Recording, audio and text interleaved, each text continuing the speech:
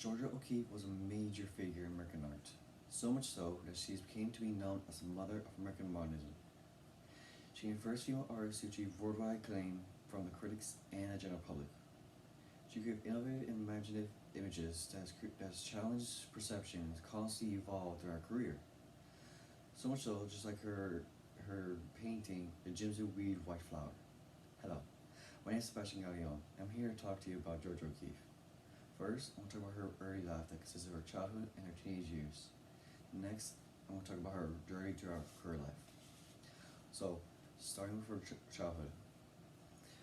According to Britannia, she was born November 18th, 1887, in Sumter, Wisconsin, on a dairy farm. She was named after her Hungarian maternal grandfather, George Toto. She was told of 6 siblings, with her as the second oldest of the bunch. When Georgia was little, her mother wanted her kids to be well educated since she aspired to be a doctor. So Zen helped develop a curiosity within young Georgia about the natural world and wanted to be an artist. When her mother found out that Georgia would be an artist, she hired a local artist to teach her a class at home. Georgia then continued studying her knowledge in arts and academics in a strict and exclusive school called Strickland Arts Academy. In 1902, her family moved to Williamsburg, Virginia, but Georgia decided to stay behind and live with her aunts and continue her studies at Mass High School. When Georgia turned 15, she finally decided to move back in with her family, but not as the same person as she was before, but as an artist driven by independent spirit.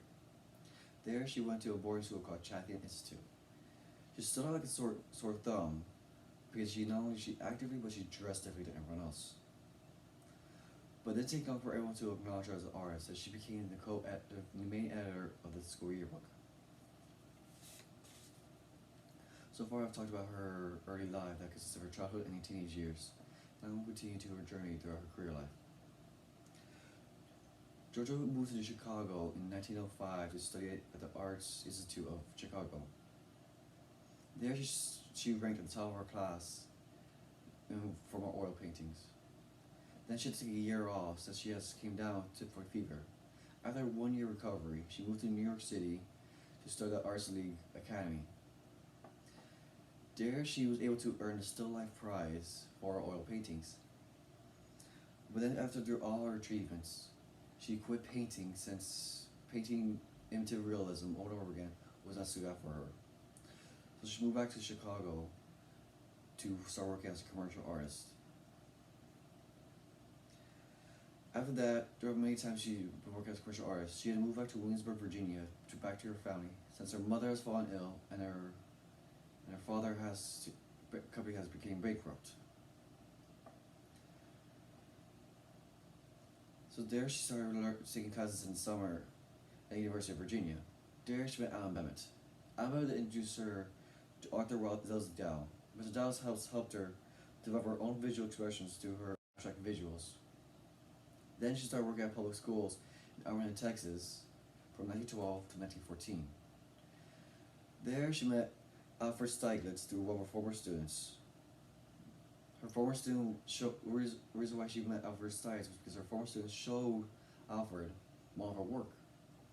He then became one of the first people to exhibit her work in 1916. But this is all done behind her back and by her consent. So she was furious with him for a time, until he was able to help her host her first solo show in 1917. After she moved to New York, they got close, fell in love, and they got married in 1924. Later on, she was then recognized as America's most important and successful artist. The biography of Georgia O'Keeffe. She took a trip to New Mexico in the summer of 1929. There she saw the landscape, the architecture, and the local culture they had to provide. She was then entranced and was inspired for a new direction of art. She created many iconic folk paintings throughout this time that many portrayed the mountains, the ravines, and the bones that was there in New Mexico. In the 1940s, her art was celebrated in the Art Institute of Chicago and the Museum of Art in 1949. This was actually Museum of Art's first time retrospecting a woman's art. After the death of her husband in 1946, she moved to New Mexico in 1949. Also, what happened in 1949 was she became elected to the National Institute of Art. From the 1950s to the 1970s, she traveled the world to make new forms of art that ranges from close-up videos of the flowers, skyscrapers from New York City and Chicago, and the mountains and the bones from New Mexico. During this time, she also has increased her canvas size. For the last 2 decades of her life, she has become ill and started succumbing to blindness. But during these 2 decades, that didn't stop her from making pictures. Every time she makes a new painting, she always hires new help during these times. When someone asked her why she so pains due to her blindness, she said, "I can see what I want to paint. What you can see is what you create is what they will." She then died in 1986 at the age of 98, and she requested for her ashes to be scattered in the landscape in New Mexico. Today I've talked about Georgia O'Keeffe's early life that consists of her childhood and her teenage years, and then her journey throughout her career life. To conclude, Georgia O'Keeffe was a major figure in American art and has been known as the mother of American modernism.